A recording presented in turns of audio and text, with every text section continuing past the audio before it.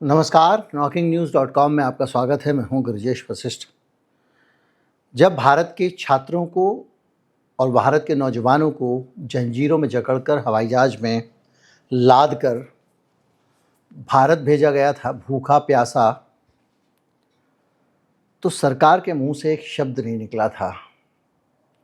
इस देश में जो सरकार के समर्थक हैं और ट्रंप के लिए मंदिरों में पूजा करने वाले लोग जो थे, वो उसको जस्टिफाई कर रहे थे, कह रहे थे कि ये सही है, किसी भी देश में घुसोगे तो माफ़ करेगा क्या।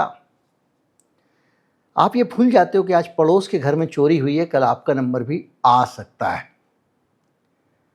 जिन लोगों को भेजा गया उनको इसलिए नहीं भेजा गया था कि वो अवैध रूप से घुसे हैं, क्योंकि अवैध रूप से तो वो सालों से घुसे हुए थे।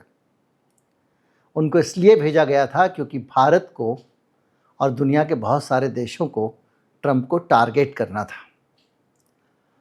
अब उन लोगों के लिए भी गुड न्यूज़ आनी शुरू हो गई है जो उन लोगों को डिपोर्ट किए जाने का समर्थन कर रहे थे। भारत के हमारे महान राष्ट्रवादी एक्टिविस्ट अमेरिका में जो तिरंगा लहराते हैं ना, मोदी मोदी करते हैं, वो लोग दूर दूर तक नज़र नहीं आ रहे हैं। और नज़र इसलिए नहीं आ रहे हैं क्योंकि अब एक नया कार्यक्रम शुरू हो गया अमेरिका में।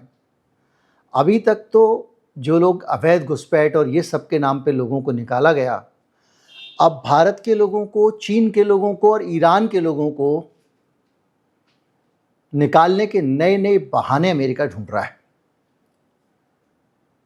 सरकार की, अमेरिका की एक नई नीति आई है कि अब अमेरिका में जो पहले से वहां पर वीजा लेकर रह रहे हैं, उन लोगों की गतिविधियों पर भी नज़र रखी जाएगी। उनके नाम, पते सब तो छोड़ ही दीजिए, उनके ऊपर डिजिटल सर्विलांस भी रखी जा रही है, उनकी जासूसी भी हो रही है। ट्विटर, फेसबुक, इंस्टाग्राम पे उन्होंने क्या कब लिखा, इस सब को भी अमेरिका की सरकार खंगाल रही है। ये ताज़ा खबर है और उसके अंदर ये पता लगाने की कोशिश की जा रही है कि किस व्यक्ति ने अपने सोशल मीडिया पे कौन सी ऐसी चीज़ें लिखी हैं जो ट्रंप काका के खिलाफ हैं। वो तो वो पसंद ही नहीं करते हैं। उनको ये भी तलाश है कि कौन कौन लोग अमेरिका में इस तरह की गतिविधियों में शामिल रहे हैं जो अमेरिकी सरकार, अमेरिकी सिस्टम, अमेरिकी रिजीम, पूंजीवाद वगैरह की आलोचना करते रहे हैं। अभी नहीं, पास्ट में भी कभी किसी सोशल मीडिया पे की है तो एआई की मदद से खंगाल खंगाल के सबकी जानकारियां निकाली जा रही हैं। यानी नए सिरे से कुछ लोगों को वापस भेजने की तैयारी में अमेरिका लगा हुआ है। भारत किस तरह से अमेरिका के टारगेट पे हम लगातार देख रहे हैं और उस पूरे सिलसिले के बीच में आप बहुत सारे वीडियो देखते हैं, डिटेल में जाऊंगा तो फिर वो उधर भटक जाएगा मामला। उस सिलसिले के बीच में इस तरह की जांचें काफ़ी मायने रखती हैं। इन जांचों में ये पता लगाया जाएगा कि कौन सी पॉलिटिकली सेंसिटिव बातें लोग कर रहे हैं, और सबसे बड़ी बात और बुरी बात जो खतरनाक हो सकती है वो ये हो सकती है कि हमारे भारत के जो लोग हैं, हम जो अपने व्हाट्सएप में जिस तरह के मैसेजेस वगैरह देखते हैं, उसी तरह की फेक न्यूज़ भी होती है, उसमें सही भी होती है, उसी वही सामग्री वहाँ पर भी लोग अपना आपस में साझा कर रहे होते हैं, शेयर कर रहे होते हैं। उसमें बहुत सारी जानकारी इस्लामोफोबिक भी होती है। बहुत सारे लोग, हो सकता है कि फ़िलिस्तीन के ऊपर जो अत्याचार हो रहा है उसके बारे में बात कर रहे हों।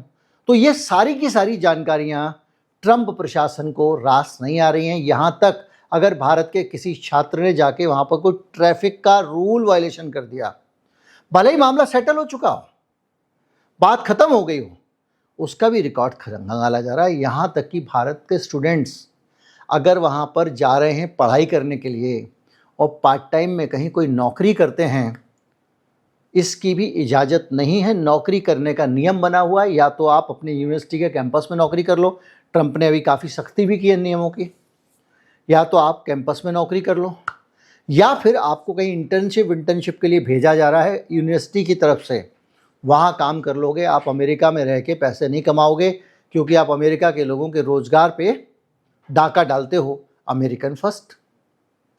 यहाँ तक कि आप यूनिवर्सिटी में गए, यूनिवर्सिटी में आपने एडमिशन लिया और आपने वहाँ से कुछ दिन छुट्टी ले ली और कहीं नौकरी करने लग गए, ये भी राडार पे है।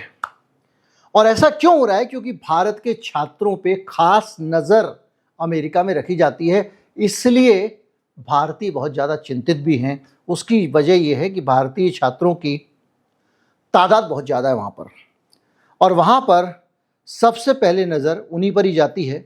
विदेशी छात्रों का नाम मतलब भारतीय छात्र, क्योंकि अब हमने चीन से भी ज़्यादा हमारे पहुँचने लगे, पहले चीन के ज़्यादा जाते थे।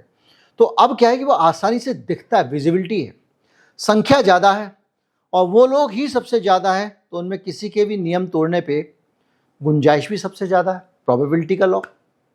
अगर एक घर में 100 में से 50 लोग एक खास तरह के हैं, तो आधी गलतियां भी तो वही करेंगे।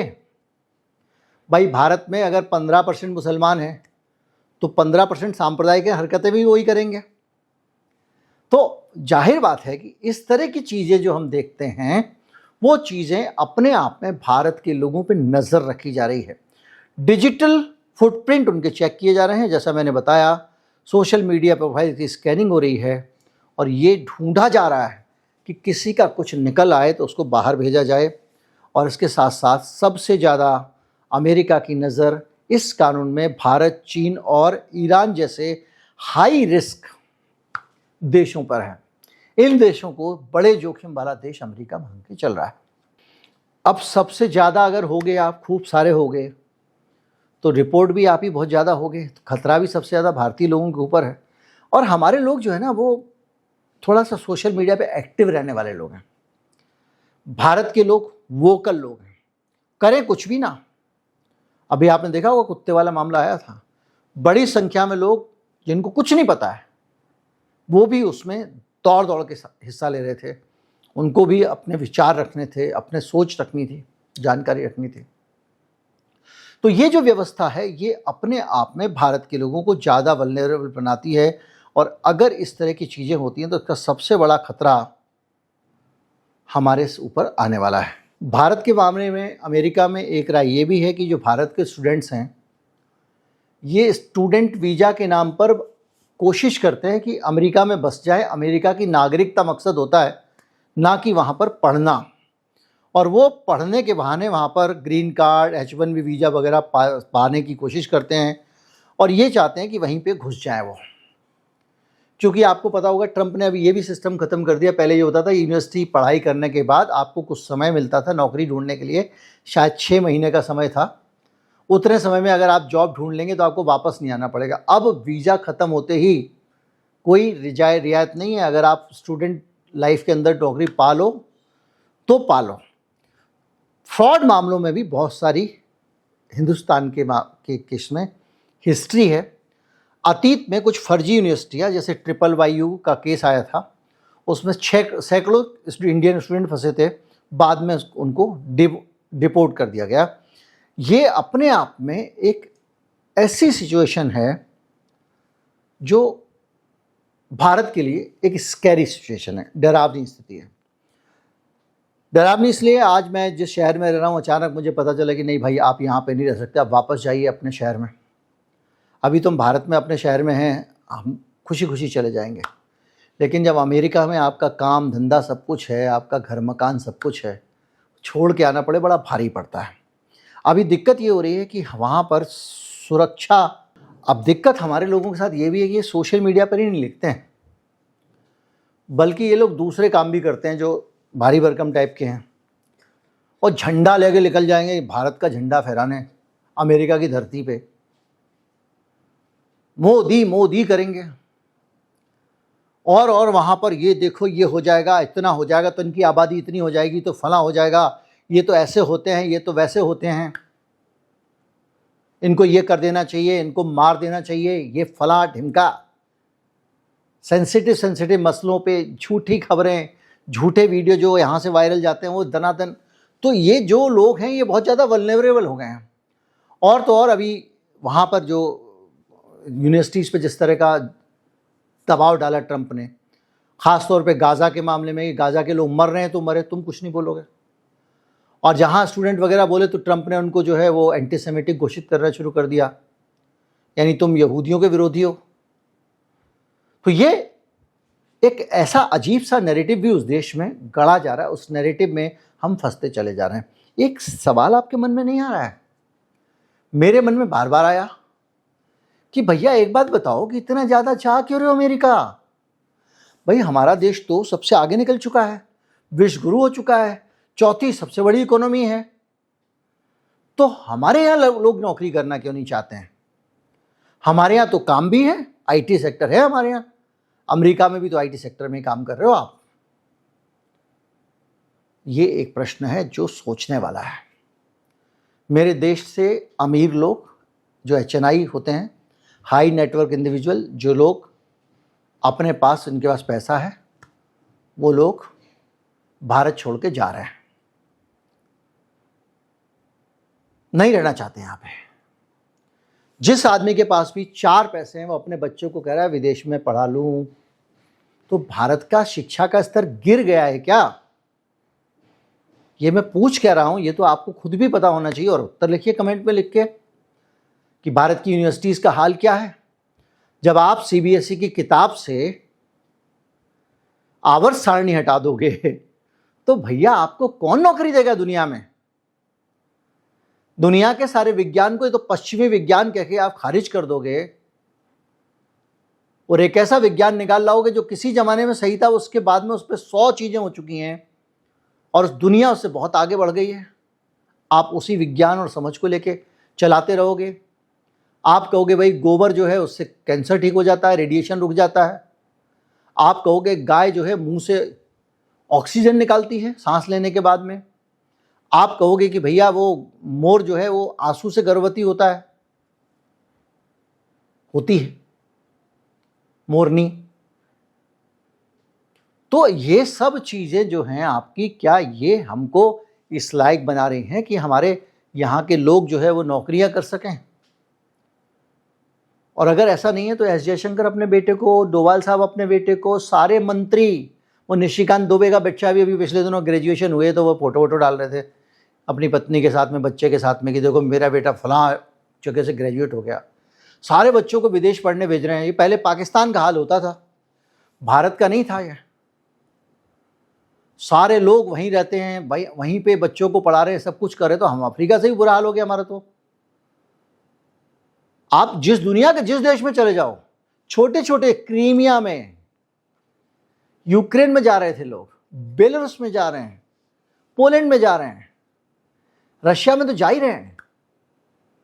कहीं पे भी जाके पढ़ने को तैयार है हिंदुस्तान का बच्चा, भारत के अलावा, क्योंकि उसको बच्चा है बताया कि मैं यहाँ से पढ़ के आ जाऊँ, मैं कुछ भी कर लूँ, पीएचडी भी कर लूँ।